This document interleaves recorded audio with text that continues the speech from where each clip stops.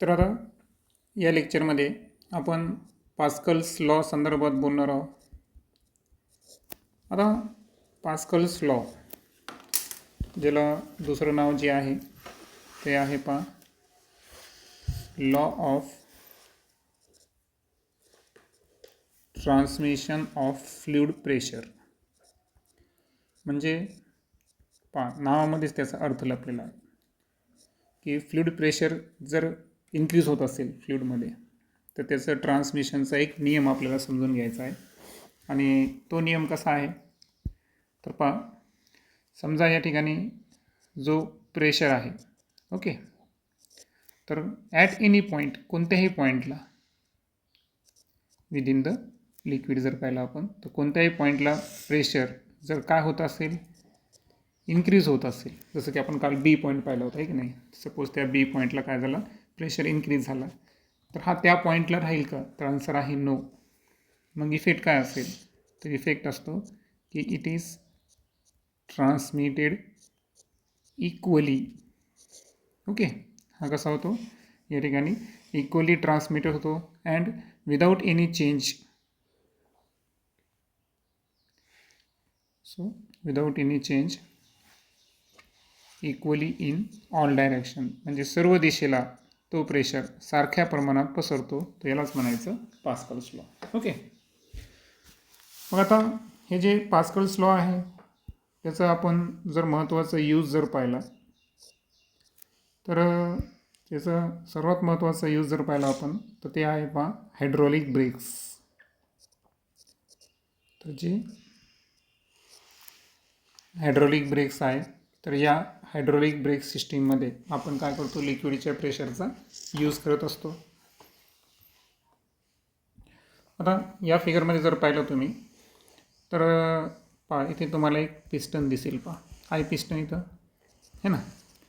आता हा पिस्टन आपण राईट हँड साईडला जर मूव्ह केला बरोबर आहे का, तर हे जे बॉटमचं जे लिक्विड आहे ना इथं वाक्य दिलं आहे Wien ever external pressure is applied on any part of fluid in a vessel it is equally transmitted in all direction. म्हणजे इथं आपण काय ॲप्लिकेबल केला पास्कल्स लॉ ॲप्लिकेबल केला. म्हणजे लक्षात घ्या हा पिस्टन आहे, समजा आपण थोडंसं पुढं ढकललं तर काय होईल बरं, हे लिक्विड राईज होईल ना वरती. लक्षात आलं. आता हे लिक्विड राईज झाल्यानंतर काय होतं माहिती आहे का, जरी वाढला असेल पण त्या सर्वांची जी लेवल आहे ती कशी असते सारखी असते.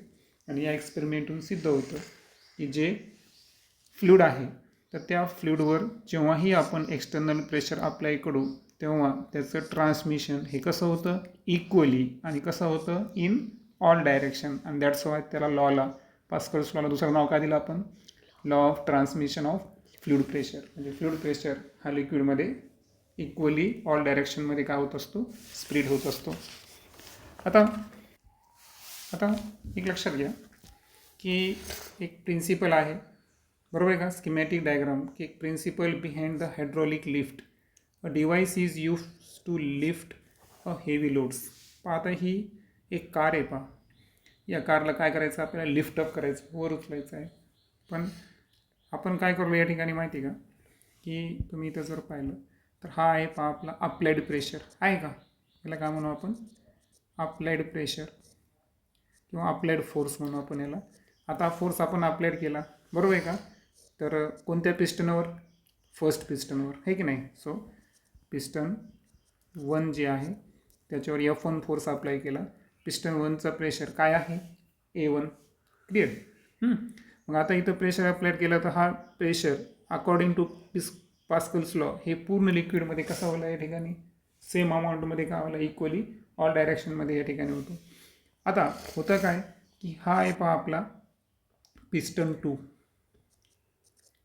पिस्टन 2चं वैशिष्ट्य काय बरं, त्याचा एरिया खूप जास्त आहे. एरिया कसा आहे खूप जास्त आहे.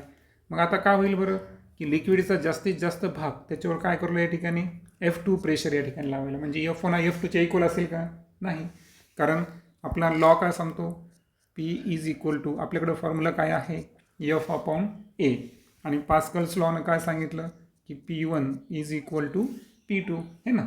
प्रेशर तर इक्वलच असणार, फक्त प्रेशर जो आहे फोर्सच्या डायरेक्टली प्रोपोर्शनल आणि एरियाच्या काय आहे इनव्हर्सली प्रोपोर्शनल आहे. मग आता होतं काय या केसमध्ये माहिती आहे का, की आपण P1ची व्हॅल्यू जर पाहिली तर P1ची व्हॅल्यू काय आहे ते सांगा, F1 A1. P2ची व्हॅल्यू काय येईल, F2 अपॉन A2. बरोबर. मग आता ज्या अर्थी P1 P2 एकमेकांचे इक्वल आहे, तर अशा वेळेस काय होतं इथं सांगा, F1 upon A1 is equal to F2 upon A2. आणि यावरून आपलं जो सूत्र तयार होईल फायनली, तर काय होईल, F1 A2 is equal to F2 A1. तर या सूत्राच्या साहाय्यानं काय होणार माहिती आहे का, आता या चारपैकी तुम्हाला कोणतेही 3 राशी दिलेली असतील. किती राशी दिलेली असतील, 3 राशी दिली असतील. आणि तुम्हाला काय करायचं आहे, चौथी राशी कॅल्क्युलेट करायची आहे. आणि आपलं जे फाउंडेशन आहे त्या फाउंडेशनमध्ये फक्त चेंज काय झालेलं सांगतो मी तुम्हाला. चेंज काय काय आहेत, तर आपल्याकडे जो आपण फोर्स आहे त्यासाठी त्यांनी काय केलेलं आहे, W2 आणि काय वापरलेलं आहे, W1 वापरलेलं आहे. बस एवढाच फरक आहे. आणि जे एरिया होता है ना, सो एरिया A1ला फाउंडेशनवाल्यांनी काय केलेलं आहे, कॅपिटल A वापरलेला आहे. ओके. आणि स्मॉल A वापरलेला आहे. आणि जो एरिया A2 आहे त्याला कॅपिटल A वापरला. फक्त कन्सिडरेशन चेंज झाले. आणि कन्सिडरेशन चेंज झाल्यामुळे सांगा आता F1ची व्हॅल्यू काय घेतली होती त्यांनी, W1. A2ची व्हॅल्यू काय आहे, capital A is equal to F2ची व्हॅल्यू काय घेतली आपण, W2. आणि A1ची व्हॅल्यू काय आहे, A. आता याच्यामध्ये एक लक्षात ठेवायचं आहे की याला पुन्हा एकदा आपण रिअरेंज करू. आणि याला जर आपण रिअरेंज केलं तर W1 अपॉन काय येणार या ठिकाणी सांगा, W1 upon W2 is equal to काय येणार, small a upon capital A. आता एक लक्षात घ्या की यामध्ये जर capital A upon small a असा फॅक्टर घेतला आपण, याला इनवर्स, आणि याची व्हॅल्यू जर 1 पेक्षा कशी असेल, जास्त असेल, लक्षात घ्या. म्हणजे काय झालं इथं, डिनॉमिनेटर न्यूमरेटरपेक्षा कसा असेल, ग्रेटर असेल. तर सेकंड केसमध्ये सुद्धा काय होणार, डिनॉमिनेटर कशापेक्षा ग्रेटर असणार, न्यूमरेटरपेक्षा. So W2 is greater than W1. म्हणजे याचा अर्थ काय झालं लक्षात घ्या की पिस्टन 2चा एरिया जितका जास्त, लक्षात आलं का, तितका जास्त फोर्स त्याच्यावर काय होणार या ठिकाणी अप्लाइड होणार. हे इथे लक्षात ठेवायचं. सो लक्षात ठेवायचं.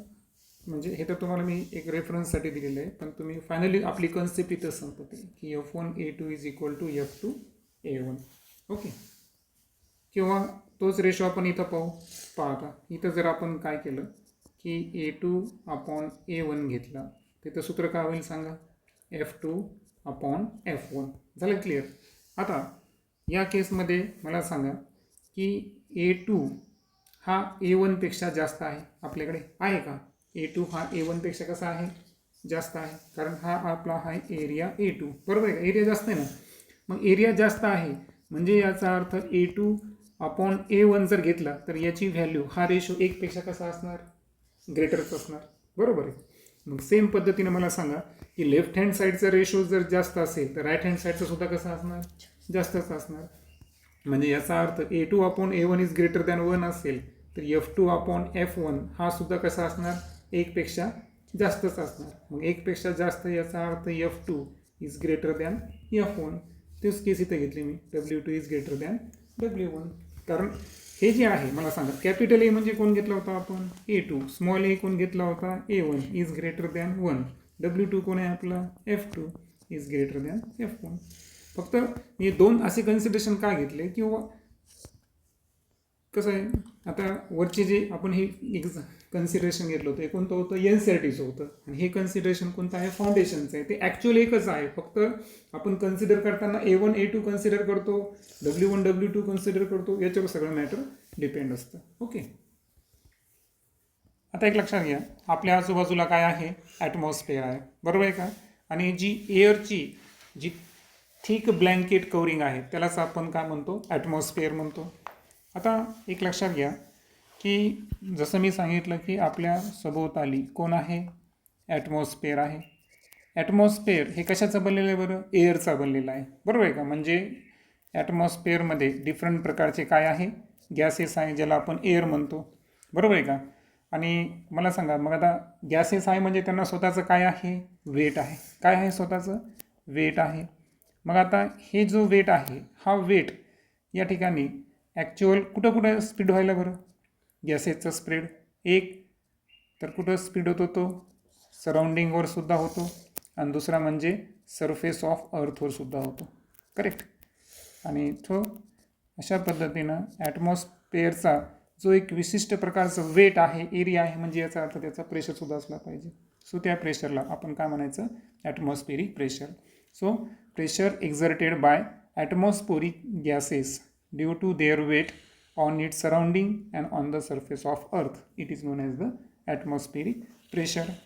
आता मग तुम्ही म्हणतात की असं कोणतं इन्स्ट्रुमेंट आहे की ज्याच्या साहाय्यानं आपण ॲटमॉस्फिअरिक प्रेशर कॅल्क्युलेट करू शकतो. तर त्या इन्स्ट्रुमेंटचं नाव काय आहे, बॅरोमीटर. ओके. सो बॅरोमीटरच्या साहाय्यानं आपण ॲटमॉस्फिअरिक प्रेशर कॅल्क्युलेट करत असतो. आता ॲटमॉस्फिअरिक प्रेशर संदर्भात पहा, 1 ATM म्हणजेच काय, तर लक्षात घ्या.